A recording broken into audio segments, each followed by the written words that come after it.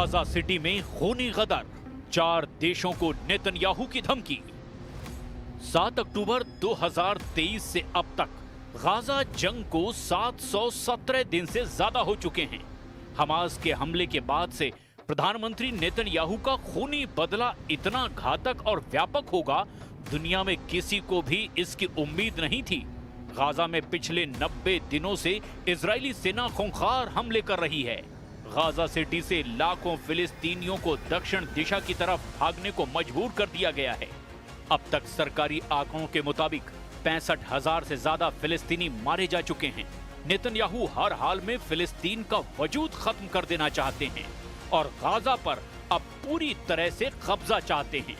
हम आपको PM Netanyahu के सख्त तेवर और पश्चिमी और यूरोपीय देशों से इजराइल से सीधे टकराव से जुड़ा वो सच भी दिखाने जा रहे हैं जो गाजा युद्ध को बेहद भयंकर बना चुका है। आपको यकीन नहीं होगा कि फिलिस्तीन को इजराइल के दोस्त माने जाने वाले ब्रिटेन, कनाडा, ऑस्ट्रेलिया और पुर्तगाल ने फिलिस्तीन राष्ट्र यानी देश की मान्यता देकर नेतन्याहू और ट्रंप को पूरी तरह से बौखला दिया है। खबर है कि इसके अलावा 6 और देश हैं जो इजराइल के प्रधानमंत्री नेतन्याहू को ठेंगा दिखाकर फिलिस्तीन को एक देश के रूप में मान्यता देने जा रहे हैं। संयुक्त राष्ट्र महासभा में द्विराज्य समाधान पर विश्व शिखर सम्मेलन में इजराइल को गाजा में नरसंहार और फिलिस्तीन को देश के रूप में मान्यता देकर भयंकर गदर मचने जा रहा है। इधर नेतन्याहू ने धमकी दी है कि वो अमेरिका में मीटिंग के बाद जब इजराइल लौटेंगे तो ब्रिटेन, कनाडा, ऑस्ट्रेलिया, पुर्तगाल को भी तगड़ा जवाब देंगे जिन्होंने फिलिस्तीन को एक देश के रूप में मान्यता दी है।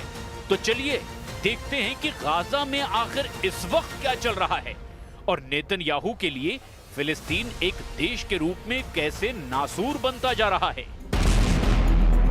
तबाह इमारतें, खंडहर शहर और मलबे में दबी हजारों लाशें आज गाजा की तस्वीर बन चुकी हैं। इस वक्त इजरायली सेना के सैकड़ों टैंक गाजा सिटी में या तो घुस चुके हैं या फिर घुसने की तैयारी में हैं।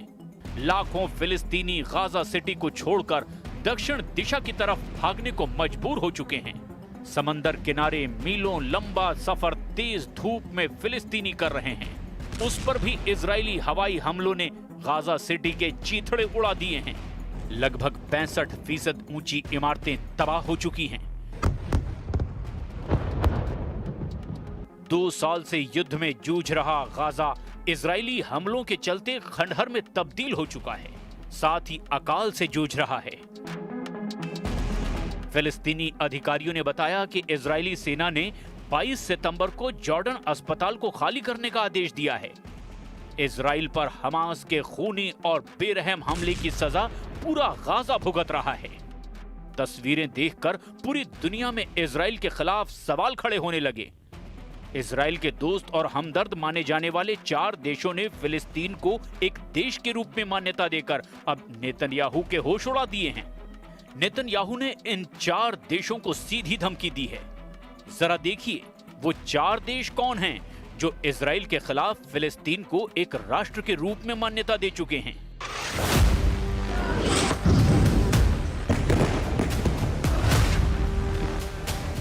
इक्कीस सितंबर 2025 को 4 देशों ने फिलिस्तीन को एक राष्ट्र के रूप में मान्यता दे दी।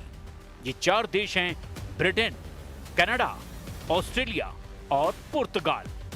ये कदम गाजा में चल रहे युद्ध और वेस्ट बैंक में इजरायली बस्तियों के विस्तार के खिलाफ बढ़ते अंतर्राष्ट्रीय असंतोष के बीच उठाया गया है। ब्रिटिश प्रधानमंत्री कीर स्टारमर ने कहा कि ये मान्यता 2 राष्ट्र समाधान की दिशा में एक कदम है जो हमास को कोई फायदा नहीं पहुंचाता। कनाडा के प्रधानमंत्री मार्क कार्नी ने इसे शांतिपूर्ण सह अस्तित्व और हमास के अंत की दिशा में कदम बताया। ऑस्ट्रेलियाई प्रधानमंत्री एल्बनीज ने भी इसे 2 राष्ट्र समाधान के लिए गति प्रदान करने का हिस्सा माना। पुर्तगाल ने कहा कि फिलिस्तीन को देश की मान्यता देना फिलिस्तीनियों का वो अधिकार है जिसे कोई रोक नहीं सकता। ब्रिटेन, कनाडा, पुर्तगाल और ऑस्ट्रेलिया ने औपचारिक रूप से फिलिस्तीन राज्य को मान्यता दे दी है। इसके अलावा 6 और देश फ्रांस, बेल्जियम, लग्जमबर्ग, माल्टा, सैन मैरिनो और अंडोरा भी फिलिस्तीनियों को एक राष्ट्र की मान्यता देने की कोशिश में लगा हुआ है। हैरानी की बात तो ये है कि ये कदम संयुक्त राष्ट्र महासभा की बैठक से पहले ही उठाया गया है। फिलिस्तीन को देश की मान्यता देने के लिए होने वाली संयुक्त राष्ट्र महासभा की बैठक से पहले इजराइल ने भी बड़ी कार्रवाई की है। इजरायली सेना ने गाजा सिटी अस्पताल को खाली कराया है। वहीं इटली के यूनियनों ने गाजा के लोगों के प्रति समर्थन दिखाते हुए 24 घंटे की हड़ताल का ऐलान कर दिया है। इसके चलते इटली से इजराइल जा रही विस्फोटकों की खेप को रोक दिया गया। इधर प्रधानमंत्री बेंजामिन नेतन्याहू ने ब्रिटेन, कनाडा, ऑस्ट्रेलिया और पुर्तगाल से दो टूक कह दिया है कि वो आतंक को इनाम दे रहे हैं, लेकिन उन्होंने फिलिस्तीनी राज्य के वजूद की किसी भी संभावना को लेकर अपनी नीति स्पष्ट कर दी है और कहा है कि हमारी धरती के बीचों बीच एक टेरर स्टेट को थोपने की कोशिश का पुरजोर जवाब दिया जाएगा। प्रधानमंत्री बेंजामिन नेतन्याहू इस ऐलान से गुस्से में हैं। नेतन्याहू ने कहा कि मुझे बस अमेरिका से लौटने दो, फिर मैं आपको दिखाता हूं फिलिस्तीन कभी भी एक देश नहीं बन पाएगा।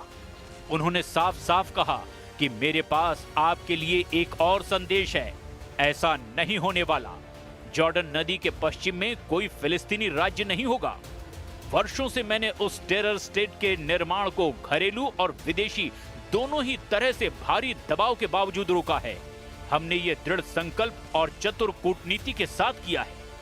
नेतन्याहू ने यह भी कहा कि इसके अलावा हमने यहूदिया और समरिया में यहूदियों की संख्या दोगुनी कर दी है और हम इसी राह पर आगे भी चलते रहेंगे।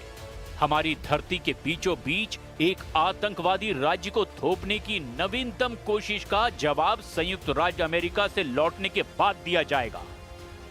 नेतन्याहू का ये संदेश, या फिर अगर यूं कहें कि ये धमकी इसीलिए अहम है क्योंकि ब्रिटेन, कनाडा, पुर्तगाल और ऑस्ट्रेलिया पारंपरिक रूप से इजराइल के सहयोगी रहे हैं, लेकिन अब ये देश फिलिस्तीनियों के कब्जे वाले क्षेत्र से एक स्वतंत्र मातृभूमि स्थापित करने के लक्ष्य का समर्थन करने वाले 140 से ज्यादा दूसरे देशों के साथ शामिल हो गए हैं और माना जा रहा है कि संयुक्त राष्ट्र महासभा की बैठक में इस मुद्दे पर गर्मा गर्म बहस हो सकती है। יש לי מסר ברור לאותם מנהיגים שמכירים במדינה פלסטינית לאחר הטבח הנורא ב7 באוקטובר. אתם מעניקים פרס עצום לטרור. ויש לי מסר נוסף עבורכם. זה לא יהיה. לא תקום מדינה פלסטינית ממערב לירדן. במשך שנים אני מנעתי את הקמתה של מדינת טרור זו מול לחצים אדירים, גם מבית וגם מן החוץ. עשינו זאת בנחישות ועשינו זאת בתבונה מדינית. לא כל שכן. הכפלנו את ההתיישבות היהודית ביהודה ושומרון ונמשיך בדרך זו. המענה לניסיון האחרון לכפות עלינו מדינת טרור בלב ארצנו, המענה הזה יינתן לאחר שובי מארצות הברית. गाजा में इजराइल का अभी ऑपरेशन गिदोन चैरियट्स 2 है जो 16 सितंबर 2025 को शुरू हुआ और उसका मकसद हमास के सैन्य और शासकीय ढांचे को पूरी तरह से नेस्त नाबूद करना है, बंधकों को मुक्त कराना और गाजा के ज्यादातर हिस्सों पर नियंत्रण भी स्थापित करना है। फिलहाल ये अभियान गाजा सिटी पर केंद्रित है, जहां इजरायली सेना ने भारी हवाई हमले और जमीनी कार्रवाइयां शुरू की है। इजरायली रक्षा बल ने यहां 2 डिवीजनों को तैनात किया है जो शहर के केंद्र की ओर बढ़ते जा रहे हैं और इस अभियान में रिमोट नियंत्रित विस्फोटक वाहनों का प्रयोग किया जा रहा है। संयुक्त राष्ट्र और कई देशों ने इसे नरसंहार और मानवीय संकट बढ़ाने वाला बताया है। गाजा सिटी से लगभग 3,50,000 लोग विस्थापित हो चुके हैं और 65,000 से ज्यादा फिलिस्तीनी मारे जा चुके हैं। गाजा में हो रहे इन भयानक हमलों को देखिए। Rafale crossing, Khan Yunus, Gaza city जैसे इलाकों पर इजरायली मिसाइल और हवाई हमलों ने गाजा के चीथड़े उड़ाकर रख दिए हैं। धमाकों में उड़ती इमारतें, जलता हुआ मलबा और बदहवास भागते फिलिस्तीनी अब जंग के ऐसे दौर में घिर गए हैं जहां उनके बचने का बस एक ही रास्ता बचा है। जान बचानी है तो गाजा से भागो। इजराइल के प्रधानमंत्री नेतन्याहू ने 2 टूक कह दिया है कि जब तक गाजा पर इजराइल का पूरा कब्जा नहीं हो जाएगा तब तक इजरायली सेना इसी तरह से गाजा में मौजूद हमास के ठिकानों पर हमले करती रहेगी। नेतन्याहू ने लगभग 48 घंटे पहले गाजा में फिलिस्तीनियों को चेतावनी देते हुए दो टूक कहा था कि गाजा के वो इलाके पूरी तरह से खाली कर दो जहां पर इजराइल कब्जा करने जा रहा है। नेतन्याहू के इस आदेश के बाद से इजरायली सेना ने जिस तरह से मिसाइल और फाइटर जेट से हमले किए हैं, इजरायली सेना ने पूरे गाजा में कोहराम मचा दिया है। जरा देखिए इजराइल के ताजा हमलों में गाजा को कितना घातक नुकसान हुआ है। فجأة قالوا بدنا نقصف ضيعونا الناس في الشوارع عيط وين تروح الناس تفضل وين الناس تروح معي يا عمي احنا عزل ما لناش دعوة يا عمي بحدا احنا عزل مدنيين معي। अब ऐसे हालात में देखना ये होगा कि पीएम नेतन्याहू गाजा सिटी को कैसे पूरी तरह से खाली करवाते हैं, क्योंकि यूएन में इजराइल के खिलाफ उन्हीं के दोस्तों ने अब मोर्चा खोल दिया है।